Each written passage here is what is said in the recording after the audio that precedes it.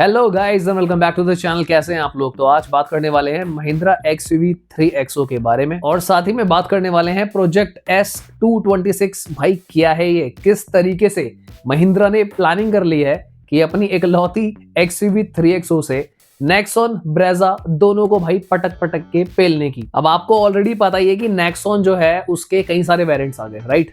Venue का भी facelift आने वाला है। ब्रेजा तो अभी भगवान भरोसे है कि फेसलिफ्ट आएगा नहीं आएगा, क्या सीन है, ना ही कोई वेरिएंट्स में चेंजेस है, तो अभी उसका कोई खासा अपडेट नहीं आ रहा है। पर मैं आपको बता दूं कि अब महिंद्रा XUV 3XO में काफी सारे अपडेट्स आने वाले हैं। ईवी में भी अवेलेबल होने वाली है, साथ ही में हाइब्रिड में भी आने वाली है और कुछ खबर मुझे CNG की भी मिली है। आज की वीडियो में मैं आपको सारी डिटेल्स देने वाला हूं। अगर आप महिंद्रा XUV 3XO खरीदने की प्लानिंग कर रहे हैं तो ये वीडियो आपके लिए काफी ज्यादा इंपॉर्टेंट है और लास्ट तक देखना, बहुत यूजफुल इन्फॉर्मेशन मैं आपको यहाँ पे देने वाला हूं। तो चैनल पे अगर आप नए हो तो सब्सक्राइब कर लीजिएगा, वीडियो अच्छी लगे तो ही, और साथ ही में वीडियो को लाइक भी कर दीजिएगा। चलिए शुरू करते हैं। नमस्कार, जय हिंद दोस्तों। आई होप सारे शेयर बढ़िया होंगे। सबसे पहले बात कर लेते हैं महिंद्रा XUV 3XO EV की। ये अभी रिसेंटली स्पाई हुई है और इस पे थोड़ा सा कैमोफ्लैज भी किया हुआ है। इसको पता नहीं क्यों ही कैमोफ्लैज किया हुआ है, पूरी कार तो नजर ही आ रही है। ये तो वही बात हो गई कि हाथी के ऊपर किसी ने चद्दर डाल दी कि चलो छुप जाएगा तो हाथ ही नहीं लगेगा। मुझे ऐसा लगता है कि या तो सिर्फ ये बस लोगो छुपाना चाह रहे थे कि लोगो नहीं दिखाते हैं, और मे बी अगर थोड़ा मोड़ा कॉस्मेटिक चेंज फ्रंट और बैक पे कर दें तो हु नोस। दोस्तों, देयर इज अ पॉसिबिलिटी कि XUV 400 अब डिसकंटिन्यू हो जाएगी और अब जो XUV EV आएगी वो सीधी आएगी XUV 3XO EV। अब यहाँ पे आपको एक एडवांटेज और डिसएडवांटेज दोनों है। एडवांटेज ये है कि अब बूट स्पेस सही हो जाएगा। डिसएडवांटेज ये है कि कार छोटी हो जाएगी, क्योंकि पहले जो 400 थी वो 4200 mm की थी, अगर आपको याद हो। पर अगर हम 3XO की बात करते हैं तो ये सीधी सीधी भाई 4 मीटर की कार है, तो वो जो 200 mm एडजस्ट होगा उसी से कहीं ना कहीं बूट स्पेस का पूरा यूटिलाइजेशन हो जाएगा। अगर हम बात करें कार में मिलने वाले बैटरी पैक की या फिर पावर की, तो उसमें कोई खासा चेंजेस नहीं है, सेम ही चलने वाला है। 35 और 40 किलोवाट के बैटरी पैक्स आपको देखने को मिलेंगे और साथ ही में जो उसकी पहले जितनी पावर थी 150 PS और 310 न्यूटन का टॉर्क आपको ये कार देने वाली है। हालांकि प्राइसेस के लेके अभी कोई अपडेट आया नहीं है, मुझे लगता है ज्यादा नहीं बढ़ेंगे, आसपास ही रहने वाले हैं, कोई बहुत मेजर चेंजेस नहीं होगा। और अगर आपको XUV 400 पसंद थी तो आप खरीद सकते हो साइज की वजह से। अदरवाइज देखो, साइज को छोड़ के अगर आपको बूट स्पेस चाहिए, कोई नई चीज चाहिए, तो डेफिनेटली भाई XUV 3XO EV की तरफ जाना ज्यादा समझदारी होती है। तो यानी कि अब 3XO भी वो कार बन जाएगी जो पेट्रोल, डीजल और EV में भी अवेलेबल है। कुछ न्यूज मेरे पास CNG की भी आई है, अभी मैं वो भी आपको बताने वाला हूँ। उससे पहले एक बार हाइब्रिड की बात कर लेते हैं कि XUV 3XO हाइब्रिड आ रही है। अब दोस्तों, महिंद्रा ने ऑफिशियली कंफर्म कर दिया है, इनफैक्ट कई सारे बड़े बड़े न्यूज पोर्टल्स पे इसकी न्यूज भी आ चुकी है कि प्रोजेक्ट S226 जो है वो महिंद्रा XUV 3XO का कोड नेम है, जो कि हाइब्रिड के लिए, यानी कि 2025 के एंड में या फिर 2025 की स्टार्टिंग में आपको ये जो है हाइब्रिड में देखने को मिलने वाली है। स्ट्रॉन्ग हाइब्रिड कंफर्म हो चुका है कि वो इसमें आना ही आना है। स्मार्ट हाइब्रिड को लेके अभी थोड़े से डाउट चल रहे हैं कि जैसे ब्रेजा में भी स्मार्ट हाइब्रिड आता है, क्या वो वाला स्मार्ट हाइब्रिड आपको 3XO में देखने को मिलेगा या नहीं, बट स्ट्रॉन्ग हाइब्रिड कंफर्म हो चुका है। यानी कि अब जो 3XO की माइलेज है भाई, वो आपको सीधी नजर आएगी 26 से 28 किलोमीटर की रेंज के अंदर। There is also a possibility कि जो XUV 3XO हाइब्रिड आने वाली है उसके अंदर थोड़े से कॉस्मेटिक चेंजेस आपको देखने को मिल सकते हैं,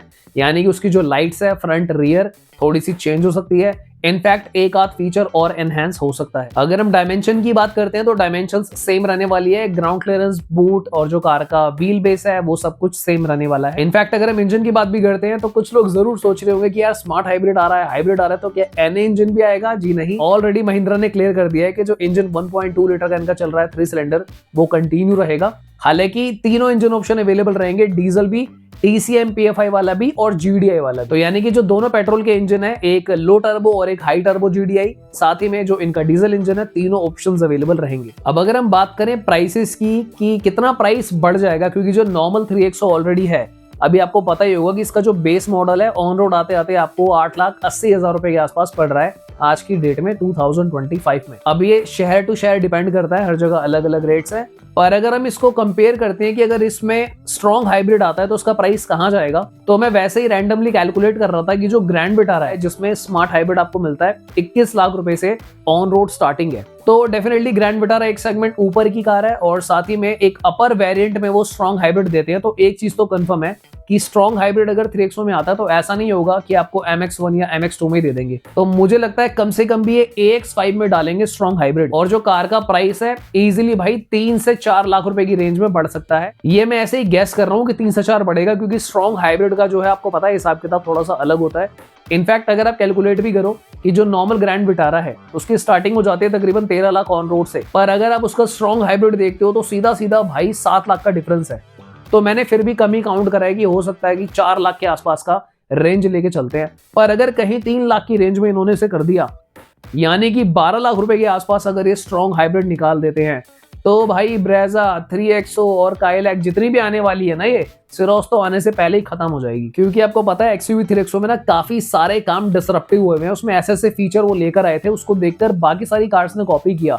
नेक्सॉन ने पैनोरामिक सनरूफ लगा ली, इनफैक्ट सिरोस ने भी ड्यूअल जोन का एसी वाला सिस्टम डाला। काफी सारे फीचर यहाँ पर इन लोगों ने मैनेज करे। तो सबसे पहले तो कमेंट करके बताना है कि XUV 3XO स्मार्ट हाइब्रिड और हाइब्रिड का वेट कर रहे हो या नहीं कर रहे हो, और क्या ईवी की तरफ जाना चाहोगे। और अब बात कर लेते हैं फटाफट से CNG। जब मैं रिसर्च कर रहा था प्रोजेक्ट S226 पे, तो मैंने कुछ वेबसाइट्स पे ये भी पढ़ा है कि इसके अंदर there is a possibility, not a confirmation, कि ये CNG के अंदर भी आपको 2025 के एंड में या फिर 2026 के शुरुआत में देखने को मिल सकती है। अब हालांकि जिन वेबसाइट्स पे मैंने पढ़ा है, तो नॉर्मली मैं इस तरीके की वेबसाइट पे ज्यादा बिलीव नहीं करता हूँ, बट क्योंकि मैंने पढ़ा है, अब किसी ने लिखा है, तो देयर इज अ पॉसिबिलिटी कि कुछ बात चल रही हो, पर कंफर्मेशन नहीं है।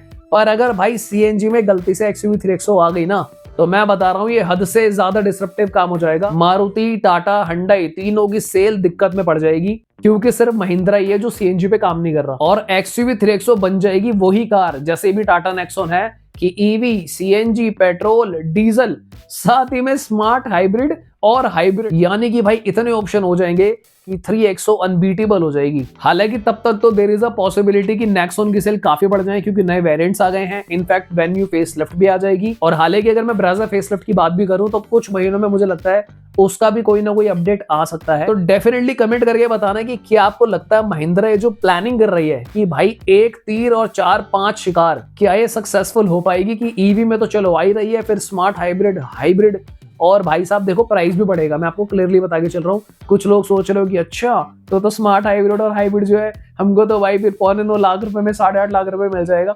भाई ऐसा नहीं होगा। 5 स्टार कार भी दे रहे हैं आपको, टर्बो इंजन भी दे रहे हैं भाई, मतलब सबको सही सिस्टम कर दिया इन्होंने।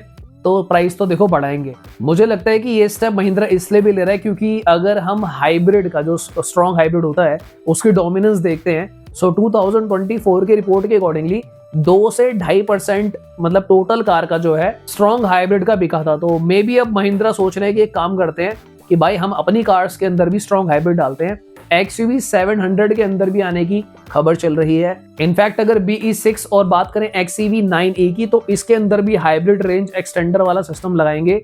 तो काफी सारी प्लानिंग जो है महिंद्रा ऑलरेडी भाई कर रही है। बाकी अगर आप चैनल को सब्सक्राइब करके रहते हैं तो आपको टाइमली सारी अपडेट्स देते रहते हैं। तो आपको हमारे चैनल की वीडियोस देख के कभी भी किसी तरह की डिसअपॉइंटमेंट नहीं मिलेगी। तो आज के लिए फिर इतना ही। अगर लाइक नहीं करा अभी तक तो प्लीज वीडियो को लाइक कर दीजिएगा। मिलते हैं किसी और दिन guys. Thank you so much for watching. Bye bye, take care.